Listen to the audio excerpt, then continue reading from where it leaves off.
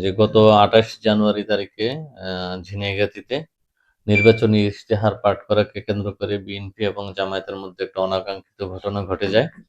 উক্ত ঘটনায় জামায়াতের একজন থানা সেক্রেটারি মারা যান।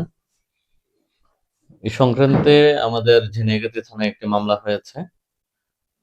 মামলার টোটাল আসামির সংখ্যা হচ্ছে ২৩১ জন এবং অজ্ঞাতনামা আরো ৩০০-৪০০ মতো আছেন। আমি এটা এক্সাক্টলি সংখ্যাটা বলতে পারছি না, তো দেখে বলতে হবে। টোটাল সংখ্যাটা সম্ভবত অজ্ঞাতনামা ২০০ বা ৩০০ এরকম হবে।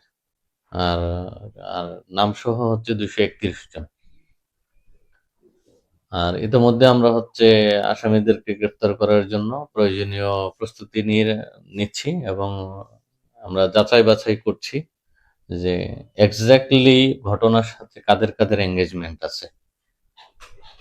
আমরা ওই হত্যাকাণ্ডের সাথে সরাসরি এঙ্গেজমেন্ট আছে এবং ঘটনার সাথে যারা একেবারে ওতপ্রোতভাবে জড়িত ভিডিও এবং সাক্ষ্য প্রমাণ ভিত্তিতে যাচাই করার মাধ্যমে তাদেরকে গ্রেফতারের জন্য আমরা প্রস্তুতি নিয়ে রেখেছি। আমরা আশা করি যে খুব শীঘ্রই তাদেরকে আইনের আওতায় আনতে পারবো।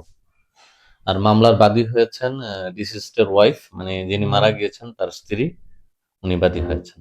মামলার কপি এটা হচ্ছে আইনি প্রক্রিয়া, তো আদালত হয়ে হওয়ার পরে, আদালত হয়ে আসার পরে আমরা হচ্ছে প্রপার চ্যানেলে আমরা দিতে পারবো বলে আমরা আশা রাখি। যাচাই বাছাই তো অবশ্যই হবে।